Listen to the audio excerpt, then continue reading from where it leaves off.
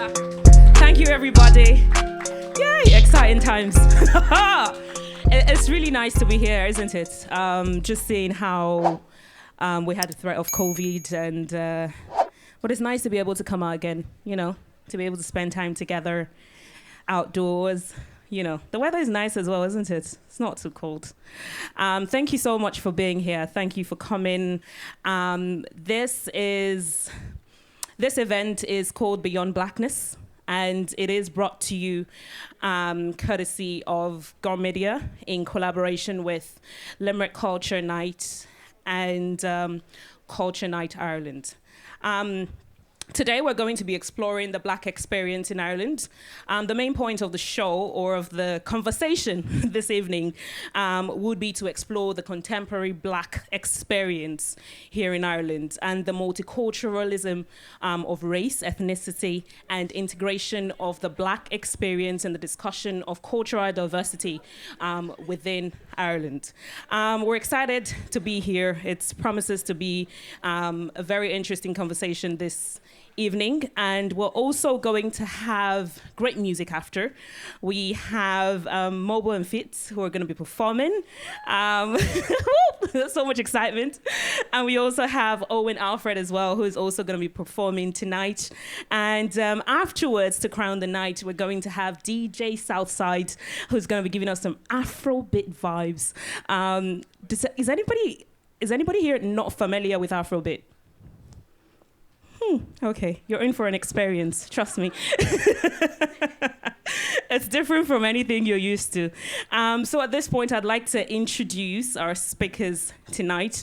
When I speak about them, I'm going to just get them to come on stage after. First, I'd like to introduce Paula Martinez. Paula is, okay, yeah, get her on. Hi, you can have a sit here. Okay, so a little bit about Paula. Paula is an undergraduate degree holder in politics and French from University College Dublin. She's currently doing a master's on racial issues, migration and decolonization. She has 4 years experience working for diverse charities and social issues campaign regarding racism and migrants' rights, as well as being on the board of 2 charities working to help people in direct provision. Now, she has organized successful events on inclusion, racism and decolonization for UCD as the first diversity and inclusion officer for the Student Union. She has been a speaker at 14+ panel discussions and forums on racial issues and decolonizing universities.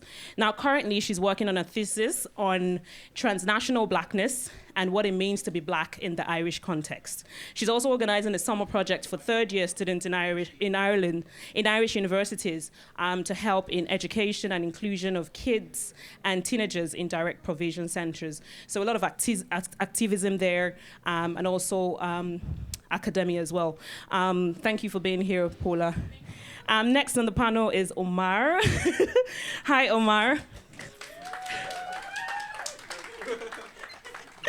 So excited to talk about Omar. Omar is a PhD candidate under the School of Law and Department of Sociology at the University of Limerick. He received his bachelor's degree and master's in law from Leiden University in Netherlands. He studied public international law. During his education, Omar's fascination with the stars was kindled. This interest prompted him to work in the space sector. So we have somebody who has probably been in space. Have you been in space? No. I met some astronauts, okay, that is so cool. And yes, he gained some legal experience at Airbus Defence and Space, and later the European Space Agency. And he's a cat guy as well. And also, more about Omar. He is an openly queer man with Afro-European heritage. And he has some unexplored territories here on Earth. He doesn't just deal in with the stars. he's here on Earth as well. And he's an early stage researcher, and he's focused on the impact of intersectionality on the lived experience of hate incident victims in Europe, particularly regarding the complexity of identity and its reflection in legislation and victim support. So that's a brilliant one there, Omar. Thank you for being on the panel. Thank you, guys. Next up, we have Taby Ruigu. Can you come up, Taby? This is celebrity in the house. She's an actress. Can you sit here, Taby? Okay, so a little about Taby. You're probably going to be seeing her on your screens really soon. That's if you haven't already. So Taby is a Kenyan-Irish actress and comedian. She starred in Taken Down, which was a drama set in direct provision. She's currently in the new RTE drama called Keen, alongside Claire Don and Aidan Gillen. She is going to be on RTE on Sunday night, this Sunday at 9:30. So you want to tune in to watch her then. She's also starring in the yet unreleased Avatar Days, which follows the lives of ordinary people in Ireland who have been trapped as their computer game alter egos. That sounds really interesting. Really interesting. All right, thank you, Taby. And she's also very, very passionate about social justice issues, both at home and abroad. Next up, we have Owen Alfred. Owen is also going to be performing tonight. Thank you, Owen. Yes. Thank you, Owen. So he's a Limerick-based artist. He's associated with LMK Group, who are based in Limerick. He has the capacity to bring through a roller coaster of emotions, he likes to say, as he guides you towards your goals, ambitions, successes, and failures through his music. So you're in for a treat tonight. All right, thank you guys for being here and agreeing to speak tonight. I'm just going to have my sit as well. And then we're going to begin the conversation. Thank you, guys.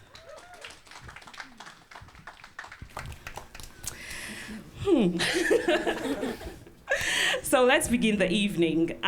Is there a part of my introduction that you'd like me to jiggle? Is there something that I missed out? I got the names right and everything? Okay, good job to me. Thank you.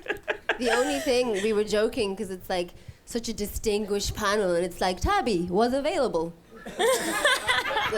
That's what it sounded like. Understanding yourself, come on now. Okay, so I need to do a better introduction. No, it was fabulous. It was fabulous. Taby, ladies and gentlemen. Hey! Thank you. Okay, so thank you. So let's get to it then. Just before we get into it, I'd like to mention that you can engage with the conversation online. If you're on Twitter or Instagram, we have a hashtag going. You can use the hashtags Gorm and Beyond Blackness. So those are the hashtags for tonight. There's going to be some very interesting conversations tonight, so it'd be nice for you to share it on your Twitter, on social media, Facebook, everywhere. Use the hashtags Gorm and Beyond Blackness. Thank you very much. So I'm going to ask a very general question. That's going to be the first one. What does blackness mean to you? I'd like Paula to go first, just because your research is looking at transnational blackness and what it means to be black in the Irish context. So I'd like to know, what is blackness to you? Cool. Thank you so much, Funmi, for presenting all of us. I know it's like a hard work. I tried. Many little things. Yeah, so it's a very difficult question because, like, to me, of course, I've been studying it now for a really long time. And it's like a very in-depth study because it's for my thesis. And I don't know, I guess I started being interested in it because I moved here to Ireland because I'm Brazilian Ecuadorian, but I always moved around. Like every 4 years, I moved countries. And so identity has always been like a huge thing for me. I've lived in like 8 different countries since I'm 5. And then, what I will identify myself always as mixed race, you know, because like, oh, my family is Latino, I'm Latina, but I'm Afro-Latina because part of my family were black. But then everyone in life, it depends on the country that I was, they categorize me as whatever they wanted. And it's usually very external. And also, it really comes from usually the white population that it tends to be in every country the elite because of colonization. But and way more in countries like Ireland and UK because it's so homogeneously white, you know. And so to me, what was shocking is that always people categorize you, but no one asks you ever, like, what you identify as, you know? And it doesn't matter either, you know? It's a way also, to me, of, like, them controlling the narrative of, like, what you are, you know? So I was always categorized as black everywhere, and, like, no questions asked, whatever, because of how I look.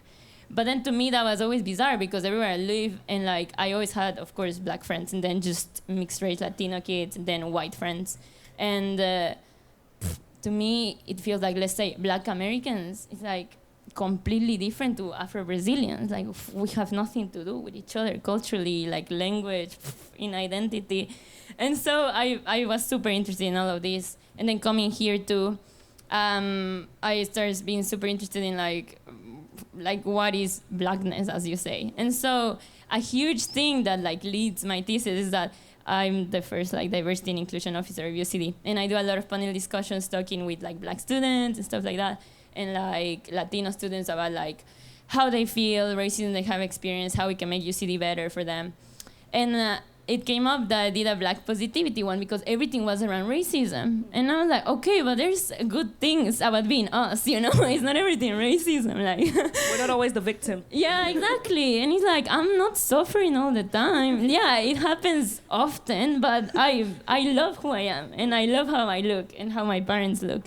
And so it came up that there was a Nigerian girl, a Ghanaian girl, me, that I consider myself like Afro-Latina, which I am ethnically. And then there was a French, like a French black girl. And we were talking, and everything was black positivity, but everything came rooted in racism. And it's because then a girl was like, but it's because none of us are the same. Like, we're completely different, and the only thing that connects us is racism. And then so that to me was like revelation because it's true. And then I started reading more about identity, like books that were very complicated sociologically, like very, very in-depth. And basically, it's quite new, transnational blackness, but it's this concept that there is no black. Like, that is a white construct, a colonialist construct to put everyone in a box. Because even, like, let's say when we talk about Africa, Africa is so different. There's so many languages. Like, the food is completely different, the culture. Same Brazil. Like, us Brazilians, we're not all the same. Like, Afro-Brazilians are completely different to white Brazilians. For example, us, we will never vote for Bolsonaro. And anyways. But so to me, it's like so interesting, like that it's very difficult for us to open our minds, but that what really matters is the history of each person, you get me? And we cannot put people just in boxes like that, because also these boxes of you're black in like a Caucasian people's mind, it's like all these stereotypes that we have nothing to do about, you know? For example, for them, black people cannot be academics. Black people cannot be poets. You know, all these things. And, like, it's ridiculous because we're all, as human beings, we're completely different. So, to me, blackness is like a sociological construct as well as race. But, yeah. Thank you for that very in-depth response there, Paula. How about you, Omar? I think, wow, this is a pitchy one. I'm going to build off of what Paula was saying. I think blackness to me is a sort of a weird paradox between hypervisible and also invisible, because you look different, especially if you grow up in a Western country. You're kind of used to being stared at. You're used to looking different. And especially if you're young and you grow up there, you kind of, you know, insecure for a little kid that's just like, I just kind of want to blend in like everyone, and you can't. And people make it very apparent that you can't. And yet you're also invisible because your identity, the way that you feel about yourself, your insecurities, your dreams, like no one actually takes the time to actually engage in that. They already have an assumption about what you are just based on how you look. So it's like constructing an identity for yourself, actually being able to answer the question, who am I, is already so much informed by what other people are projecting onto you. So then you have to use so much more energy to already articulate for yourself, actually, I disagree with what people are projecting onto me. I feel this way. But if other people don't really recognize that, then it's like you're kind of talking into a void. So I think in that sense, it's like you kind of just invisibilized, and that can be really frustrating. And then it can also be beautiful to, again, feel so seen in certain places where you're like, okay, I do stand out. And if you're able to tap into a sense of confidence, it can be a really beautiful thing that helps you connect with other people. Like, just as you were saying, you each had a different experience between the women that you were talking to. So there was a shared experience, but you also acknowledge that there are certain fundamental differences that each of you as individuals can contribute. So yeah, I think I would give that. Thank you, Omar. I'm just moving to the entertainment side of things. The entertainers, the people in the movie. That's how it is. That's how it is. In the music and the movie scene. Taby, you're coming for me. I don't mean to. I love you. All love, all love. How about you, Taby? You're in the film scene, and you're an Afro-Irish actor in Ireland. How has that been for you? What is that for you, being black? Firstly, thank you all for having me. And secondly, I'm grateful to say that it's been amazing. In as far as one of the makeup artists who's well known in the industry, Linda Gannon, reached out and said, oh, we're getting so many productions that are asking for minority actors and not just, black actors. We mean, minorities in the sense of people who are not able-bodied. And they're specifically looking for that. And she reached out to me and said, do you know anyone who does hair or does makeup? And I was like, oh, babes, I'll just bring you to Moore Street. Like, take your pick. And it's nice to see that initiative being taken. And I think what's so nice about Ireland is we almost have a blank slate to create, to make it look like what we want it to look like. We don't have the history, thank God, of the USA. So, in a sense, these kinds of conversations and kind of essentially just showing, like Paula said, we're not all about the struggles. But I have to say, interesting enough, in terms of blackness, just to piggyback off what Omar said, I was back home in Kenya, and I would have moved here when I was 9, so I spent the majority of my life here. And when I go back home, it's almost strange because it's like I don't fit in here, and then I also don't fit in there now. Do you know what I mean? And like, I won't tell you my age, but let's just say the 20s are in the rear-view mirror. But it's such a weird position to be in, where it's like you don't fit. Black don't crack. It's a weird position to be in, in terms of blackness, where you don't quite feel like you fit in here, but also now not home. But thankfully, the arts have been amazing to me, certainly. Great one. It just reminds me of one of my favorite poems that says, too foreign for here, too foreign for home. Yes. Just in the in between, not belonging anywhere. It's the reality of a lot of us. How about you, Owen? In the music scene, what would that be for you? So first of all, I just want to say thank you as well for coming out, lads. He's going to answer all his questions in rap. No, I will not. I will not. For myself, I just say I'm grateful for the opportunity I've gotten. In terms of the black music scene in Ireland, it's not as diverse as I would like it to be. Like, I'm not trying to be rude, but it's just the way it is. But I say for myself personally, I say it's been a blessing. I've been able to do shows, I've been able to do radios, news articles, so I've gotten what I've wanted for myself. Obviously, I want bigger things, but I say the way the black music scene in Ireland is, there's more of an opportunity. Basically, I'm just thinking. So that's what I have to say. Yeah, I'll ask you a question about the crowd as well. Do you know, about your audience, in a bit. Do you know, because again, you're in this space and you're thriving, but then again, do you feel like you have the audience, the fan base? Do I feel like I have the fan base? Yeah.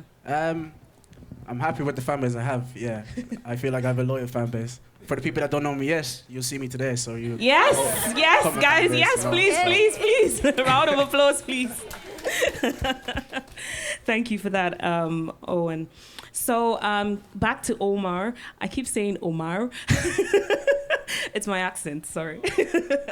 So back to Omar. Your research looks at intersectionality and its impact on the shared experience of hate crime victims in Europe, right?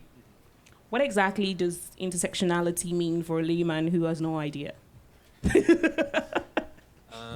Well, intersectionality, if I just boil it down, it's just a theory of looking at different forms of inequality, because very often people kind of treat things as separate. You have these systems of power and oppression, be it your race, your gender, your sexuality, your ableism, all of these different concepts. And what intersectionality says is you actually can't dissect them. You can't treat them individually and really get a good idea of how that impacts a person, because all of us have shared and multiple identities.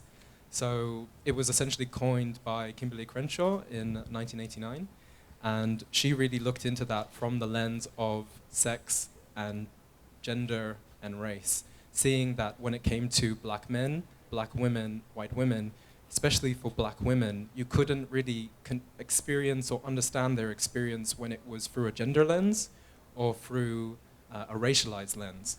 So applying that now to hate crimes in particular, the way we've understood hate crimes and trying to punish it or understand it is really by seeing people as, okay, you're targeted for one thing. You know, you could be walking on the street and it's like, oh, you over there, it's because you're gay, you know? And it's like, maybe that's the case, and maybe you identify with that, but maybe there are other characteristics that people perceive about you that makes you assume certain things. And that's also what makes these things really interesting for me to research, but also confusing, because again, as I think you hear through all of us, it's not just about how we personally identify, it's also what people assume to be on you. So like, again, someone could just make the assumption about who you are, and that may be accurate, but it's probably not. It may be diluted. So again, there's that complexity there. But hopefully, intersectionality, you get the gist. So as black men who identifies as queer, how should people generally engage with black people in the LGBTQ plus community? Well, I can only speak from my own experience. Yeah, you can make it as personal as possible, yeah. Yeah, because I think, again, like another theme is like, yeah, maybe there's the shared theme of blackness, but again, the individual histories will really change the way it is. So someone else's queer black experience may be completely different. I think when it comes to blackness and LGBTQIA plus inclusion and understanding, from my perspective, it's both a positive thing and it's also very isolating, because there are people of color that also aren't advocates for queer people. So there may be others. There's this assumption, okay, so you're black, so then you're going to get along. No, like, there are people that will not agree with my lifestyle choices. Though they may be right about wearing a crop top in a cold evening. That might have been. Okay. Sorry about that. Reverb. But yeah, no, so I think one of the things that always sticks out to me in particular is you're kind of in the situation where you're looking for community, and you're looking for acceptance of people to view as individuals, and especially like, you know, like I'm just want to meet someone cute just like everyone else does. And yet you can be in a situation where someone looks at you and they don't actually see you. They see what they think you represent, and so they're gonna basically reject you for that. I think back to one of my first experiences going to a gay club in Amsterdam, and I was like not prepared. I was really frigid, like terrible skin. I wore a jumper in a nightclub, which was a really bad decision. You know, and I was there, and you know, just like a visual. Hella sweaty. Hella sweaty. Hella sweaty and hella awkward. Is this why you're wearing crop top now? You learned. You're trying to compensate for Makes a lot that. of sense, yeah. But I seem to not really know the moment. That's still a work in progress. But no, I remember being there, and a bloke, he kind of just felt me up. And a friend of mine, she saw, and she was like, oh, you know, you're into my friend. And he's like, no, not into black guys. So I was like, oh, okay, you feel entitled to touch my body, but you don't want to engage with me because you see that I'm black and what you think that means. And then the same can be said, like sometimes maybe you go out on a first date and you're like excited, like the conversation is hitting right, you're like, okay, you know? And then they're just like, oh yeah, I've never dated a black guy before. Do you have a big black cock? And then you're just like, maybe I do, but that's besides the point, you know? You know, it's like, I just want you to engage with me as Omar and not what you perceive me to be. So it's like you're fetishized or you're rejected. And then it's like you're stuck in this precarious position where it's like, when is anyone just going to see me? I mean, can the panel talk about unsolicited touching? Oh, please. Because, I mean, not to even joke about it, but it happens. Like Don't touch my hair. Yeah, Oh my people. God. It has happened to me more times than I care to. Do random to people talk. touch your hair? Random people will come up to you, and actually, here's the story time. Go on. Go on, Taby. So, I was in this thrift store, and it was just me and my 9-year-old daughter who has fabulous big hair, and the shopkeeper, and we're just whatever. And this elderly lady came in, and we were browsing, and the shopkeeper just came over to my daughter, and she's like, "Oh, don't you just have the most fabulous head of hair?" And the lady, completely unprovoked, was like, "If you like that sort of thing." What? Now, bearing in mind she was 7 at the time, and thankfully, the Lord is working on me, so there was nothing happened. But like, it's Lord just... was testing you that it's day. just, I passed too. If there's any question, I will bring up that incident. But the point is, it's like somebody just felt that they could make a comment like that in front of a 7-year-old, and then that just gives them, a complex. But it's wild to me that 2021 and we're still talking about unsolicited touching, just because you're different. Yeah, but here in Ireland, it's particularly bad. Like people, in Irish people, when I came here, like they love to say they're not racist, but it's particularly insane, the unsolicited touching, And like, it's just wild to me. Like, it has never happened to me so much in a country that people just grab your hair. They just go and grab it. And it's like, just put it inside. To me, that's even disgusting, Like, thankfully, because of COVID, it doesn't happen anymore because it's like 2 meters. But, like, before, it was actually, like, so traumatizing. Like, you're chilling on Earth, even you see, like, even young people. That's the worst thing, It's even young white people. It's not even just like, 50 years old or whatever. But, like, oh my God, like you're walking, and like I walk pretty fast. And then I feel like, boom, my head goes on a side. And this girl just was like, oh, I love your hair, I wish I had it. And was like grabbing my hair.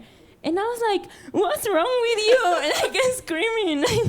I think it's the well-meaningness of it, because every time you've kind of stalled, it's always like, oh no, it's complimentary. But I just feel like it wouldn't be... You wouldn't do it to someone who isn't exactly. I'm not a petting zoo. And excuse me, you do that to a blonde woman, you're sent to prison. Like, I'm sorry, and white to us, that's normal. Like, it's absolutely like they treat like animals to me when they do that. No. Like, you can be petting me around. So, lesson, don't touch people without their consent, not even their hair. I feel like that applies in general. Weird thing, it's like... There's a few people in the audience who are like, oh thank God. Thanks God you said that. But I think that's always what makes it really difficult to engage with that, because in a moment like that, someone is really... They don't have bad intentions. And that makes it all the more conflicting for you, because you're like, hey, I actually need to assert my boundaries. But if you do that, people are like, well, you're being very uptight. I was complimenting you. Exactly. Why are you getting annoyed at me? And then there's this notion that all of a sudden I have to be thankful to someone. And it's like, in what other context would that be appropriate? Or like even the context of the compliments that aren't compliments. So it's like, I remember I really love to dance, and I'm really like, I'm in my, this is, in the before times, mind you. And I remember, like, someone was dancing with me, and she came up to me, and she's like, I think you're really beautiful for a black guy. And then I'm just like, because I'm like, I had my shades on, like, the sun was shining, the songs were, like, just vibing. And then all of a sudden, you're kind of snapped out of it. And I was like, that's not a compliment. And she's like, but what do you mean? Like, you're beautiful. Like, I like your type of person. And I was like, why couldn't you have just told me I was beautiful? Like, why the additions there? And she really had to stop to think about it. She's like, oh, I didn't really think too much. And I was like, no, you didn't think about it. And I know you mean well, but like, maybe next time you need to think a little bit more.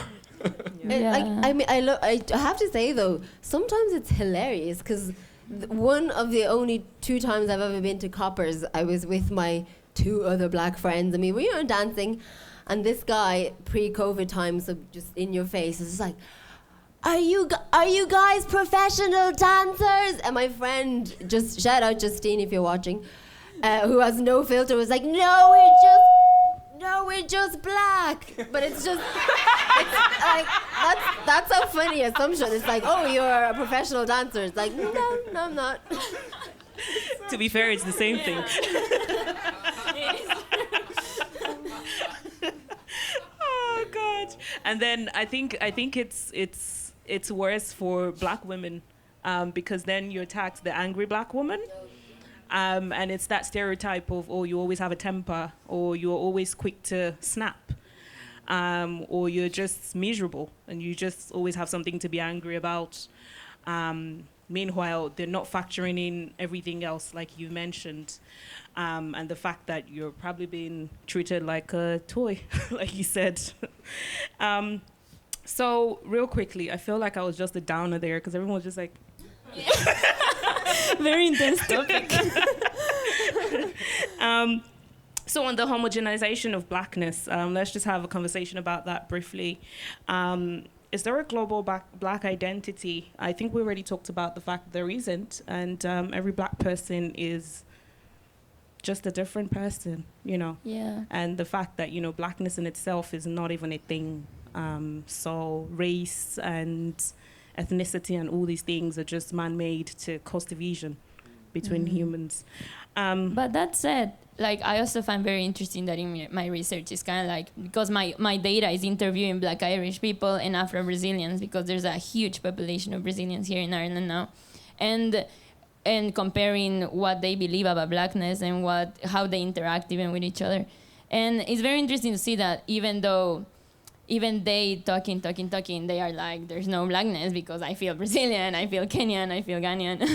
And we have nothing in common even in countries in Africa. But then it's also like, but it's gorgeous and we have made it a good thing, this box qualification, you get me? Because then we like have this positive thing of like, yeah, we're together here because we have suffered and because of this huge thing that is like white supremacy that make us suffer in like all of our lives. It doesn't matter where we're from because of how we look. But we have made it like a positive thing that is like we can connect, we can talk about it, we have like just share things, like for example, culturally dancing, like really good food, and like I just feel like it's super interesting to say that although it doesn't exist and it's not true, because people has forced it on us, it is true and we have made it a positive thing, which is so powerful, you know? It's like we share resilience. We have reclaimed that space and we've kind of taken the sting out of it and turned it into, you know, this grandness of black don't crack and all these. But I think even that process, that's a laborious process. It doesn't come from nothing, you know? Like you have to, like I was thinking about that concept, like there's not a day where I wake up and I'm like, oh, I'm not black today. You know, like you wake up and you're like, that's going to be projected on me whether I want it or not. And like, as you pointed out, you made it a very positive experience, but again, it's projected on it, and that in itself is heavy shit. Yeah. So it's always so fascinating to me when it's like, you meet people and it's like, they've never had to consider their race before. Like they get to not be racialized. And I'm like, wow, what must that be like? That's Me what we too. mean. That's what we mean when we say privilege. It's like, Yeah. have you ever had to Google whether a small town in Germany is racist? No? Okay, then Yeah. that's the privilege. That's what we mean. I don't think any of us care about a Golden Girls episode from the 80s where they maybe mentioned like black. Nobody cares. It's the systems that are in place now. That's what we're trying to dismantle. And when we say privilege, it almost feels like a dirty word now, but it's just, if you look at it at a granular level of, have I ever had to do this? No, then look at that as a privilege, because there are people who have to do that. If you're a man, you can maybe walk at night, and as a woman, you might not feel comfortable. That's a privilege. So I think it's just breaking down what privilege is so you can kind of understand, I guess, from our perspective. Well, my perspective anyway. Interesting. At this point, I think we have a very interesting, diverse crowd here. I'd like to think. So I would like us to kind of, I know it's huge, but kind of deconstruct, how would you like your blackness to be perceived? How I know it's a huge question, but I think it's a good learning platform as well. It's like, it is a Friday. It's The week has Friday been long. night. I haven't even had a drink. No, just to round things up, just 1 point each. I don't know, y'all. Because I feel like we've stated all the things that there's forward from here. There's somewhere to go from here, and it'd be nice to kind of just round the conversation up by kind of having a conversation around what exactly, how exactly you want this to go. For example, the hair, just personal experiences, just 1 point each, I could start with you, Taby, I think for me would be have a conversation with people. I think don't be afraid to chat to a stranger. It's just a, hey, how are you? Don't let a hijab or nappy hair or don't let any, I suppose, societal barriers get in your way of getting to know people, because it really will broaden your horizons. Number 2, don't touch people's hair. And now I'm thinking there's going to be bare people in Limerick going, why are all these white people suddenly talking to us? I told them to. But no, don't be afraid to chat to people and get to know people, because you'll be interested. You'll be interested in what you'll learn about yourself more so even than the person. I was gonna say, if you see the headphones in, that means they don't want talk you to talk to them. How about you, Owen? For me, I'd say I don't want to be kind of perceived as a thief. Every time, I'll speak to my own experience. So every time, let's say I go into a shop, not every time, but most of the times, let's say me and my friends, we go into a shop, the security guard bang right at us, following us, people and staff following us, and we Get a personnel staff of your own following you around. I don't know. VIP treatment. I don't know what it is, but me personally, I've never stolen in my life. I won't steal. But the fact that just because I come into the shop, you think I'm gonna, take it and run, or my friends are gonna take it and run. That's one thing I hate. So. Meanwhile, Edna in the back filling up her shopping cart for free. Yeah. That'd be if the acting thing doesn't work out, comedian. I see it. No, she is a comedian as well. Oh, there we go. Makes sense. Literally, we're having the best panel because she's giving us life here. How about you, Paula? I find this very difficult, but basically I feel like people should just more ask, even if they're interested about you, because it's normal if someone looks very different to you and to everyone that you're ooh, even to us that happens, you get me? Yeah.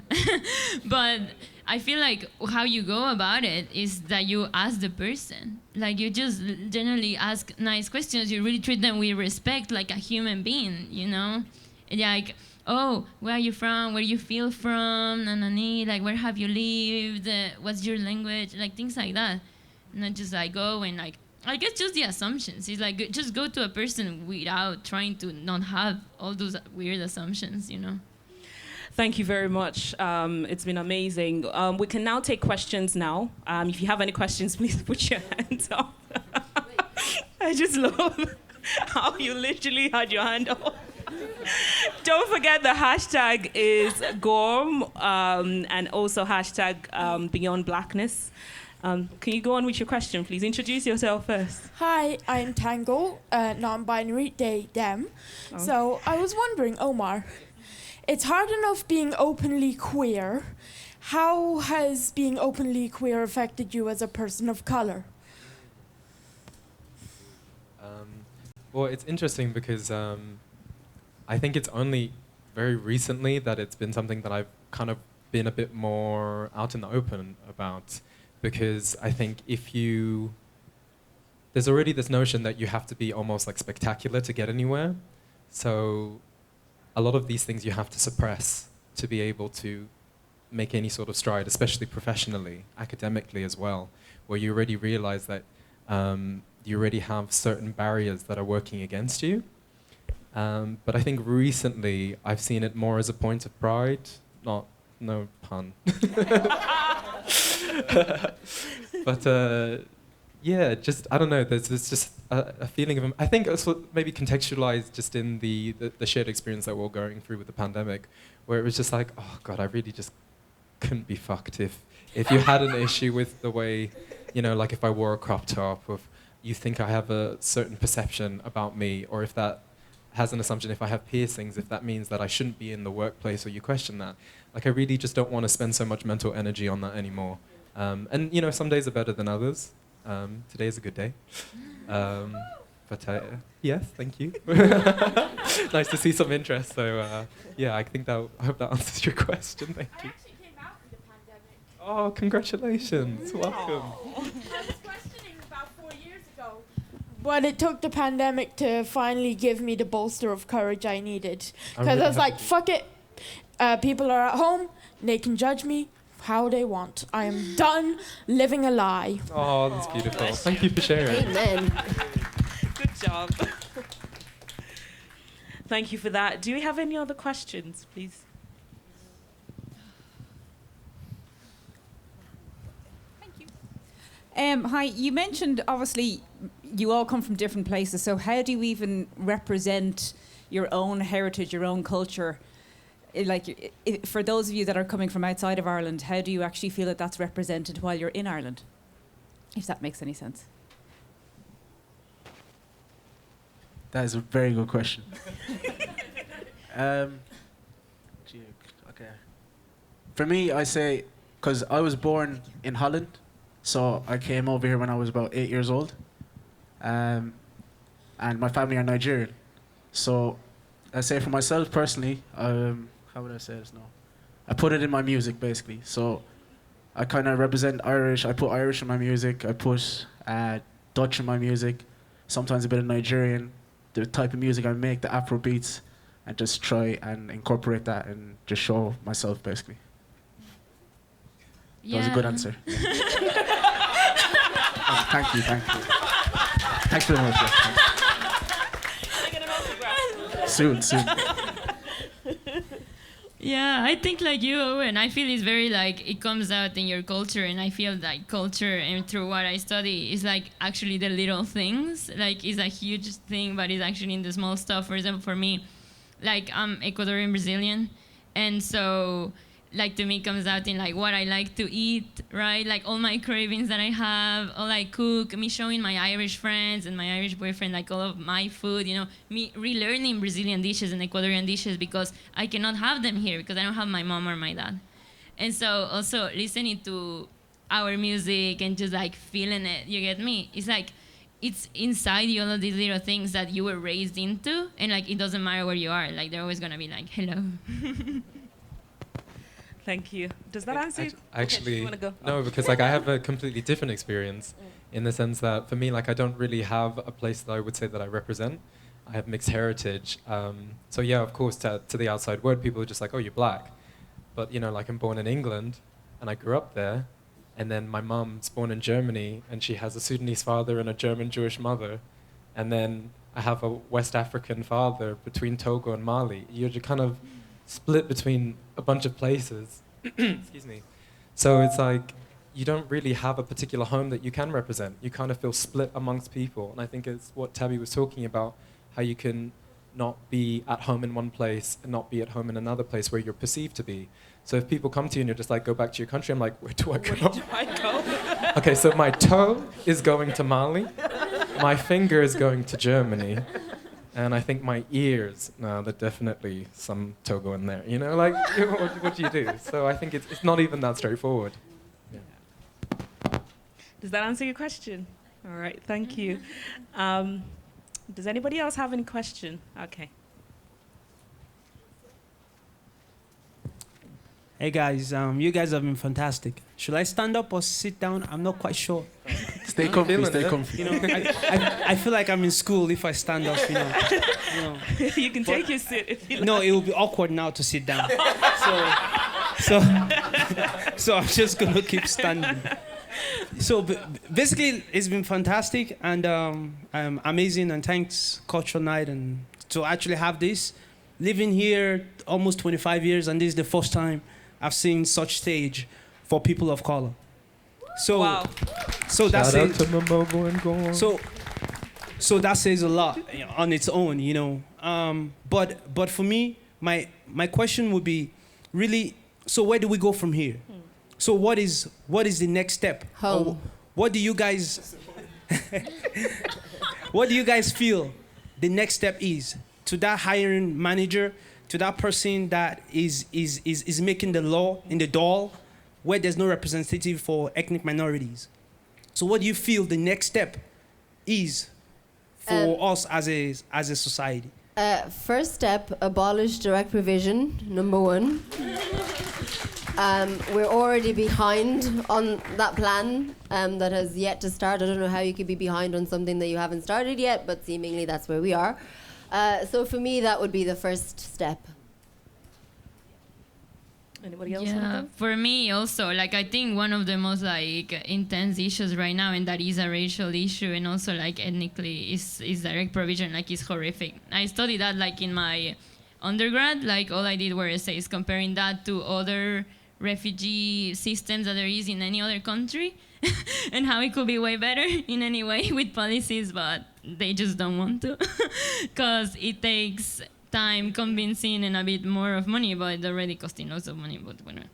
But I feel like, for example, my thesis is understanding the different black people in Ireland that live here, right? So the different groups, like all the Nigerians, all the Ghanaians, all the Afro-Latinos, and understanding how different we are and what are our needs for integration, because the policies of integration of Ireland just consider us all black. So that's ridiculous for integration, because we all have completely different everything, you get me? And like even what we need, or what are we being like ostracized for?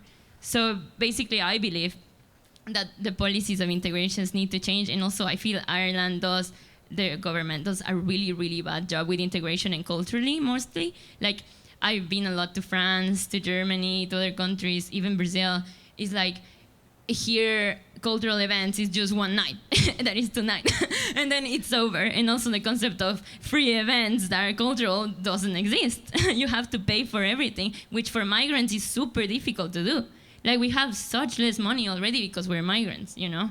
So I think the state really needs to like up their game in culturally, like try to integrate white Irish to all of us, you know, migrants and black Irish people.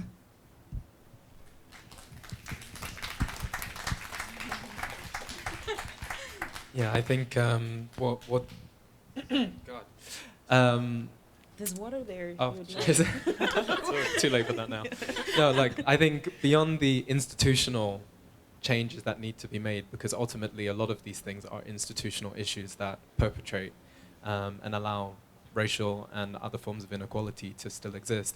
I think it's more also on a personal level, and that's not the only thing you can do, but just considering everyone here, it's really like, and this doesn't even apply to just Blackness, this is just with everyone, like really approach people like you can learn something from them, and I actually take them as individuals, as not as what you perceive them to be.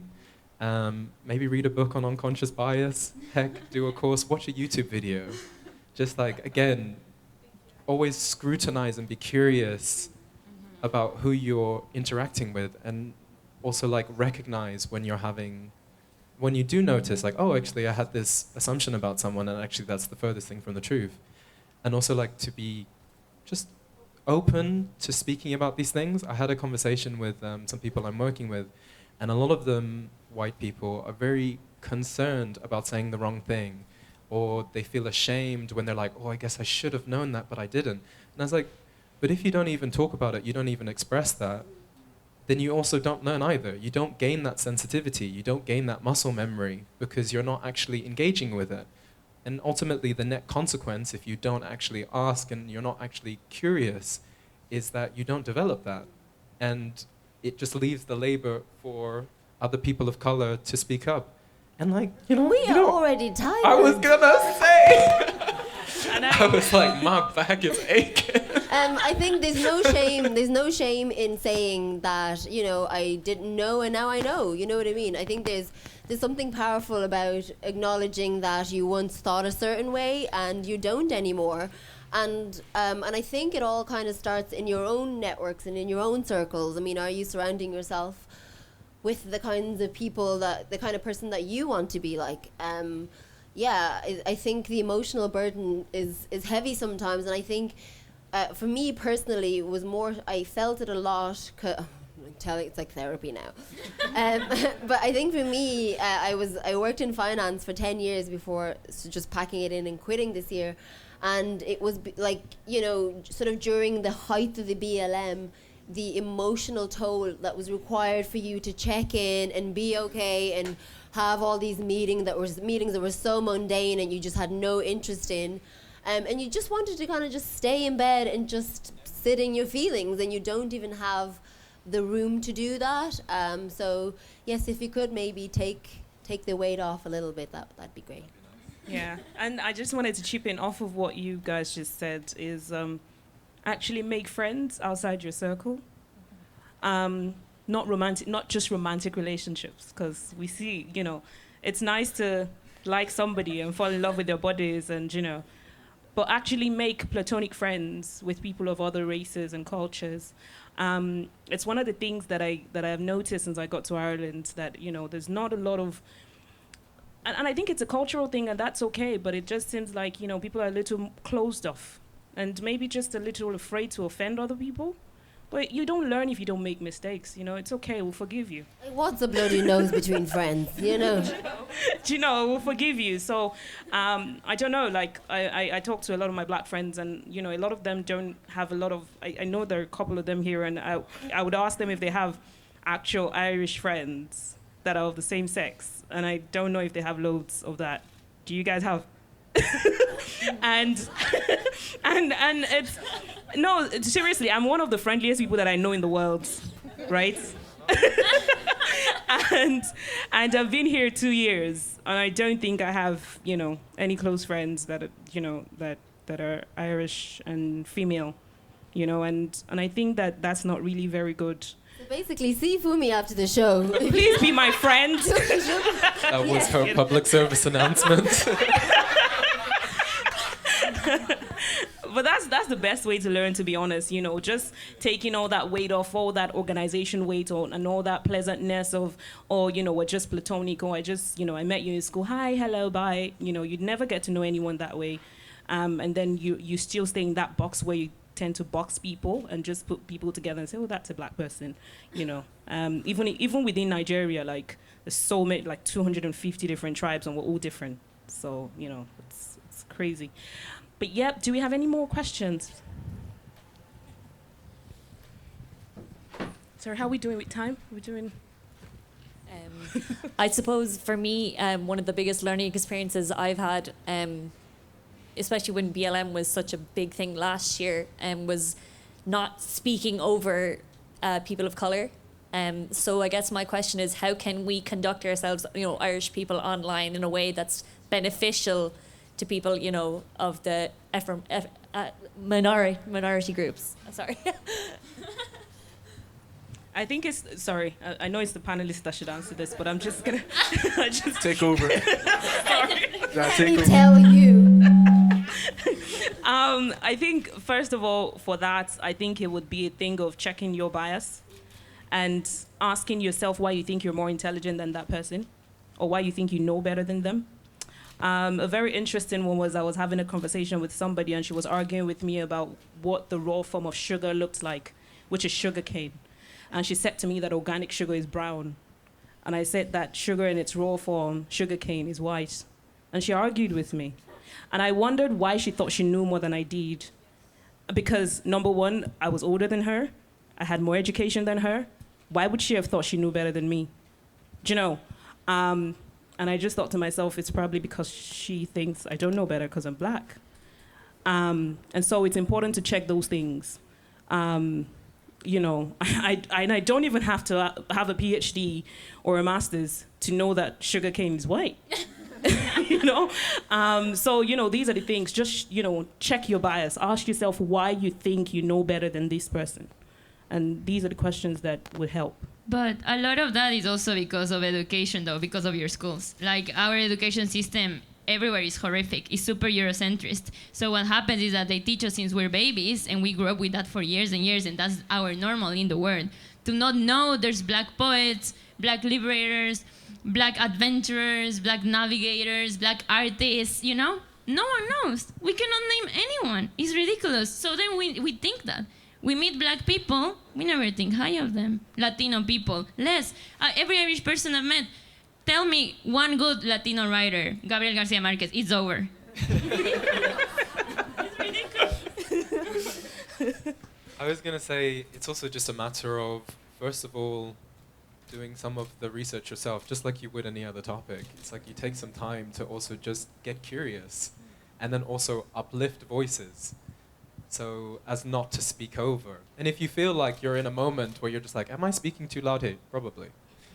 But then it's also a matter of like making sure that not only are you uplifting the voices that do actually speak on these issues, but also have those conversations with other white people.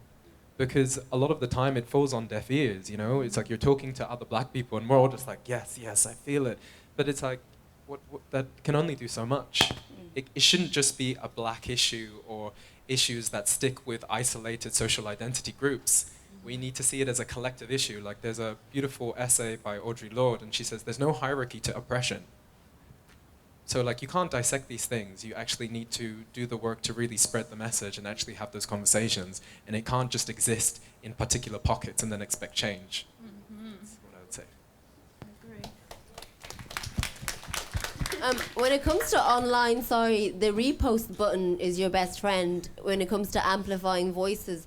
If you feel like you don't know what to say, and sometimes you just don't know what to say, you will have, well, you should have friends whose voices you can amplify. That's a great starting point, and it's a really, really great question. And I think the thing to remember is to maybe try and not burden your friends emotionally with having to educate you on certain things. You know I quit social media just because my DMs at the height of BLM were just flooded with, well-meaning friends wanting to know, oh, and how do you feel about this? And, it's appreciated, but also, Google is free. But also consider your sources now. But yes. Thank you very much. It's been amazing this evening. It's a great conversation. Big shout out to Culture Night Ireland for sponsoring us. Also, a huge shout out to everybody who came out today.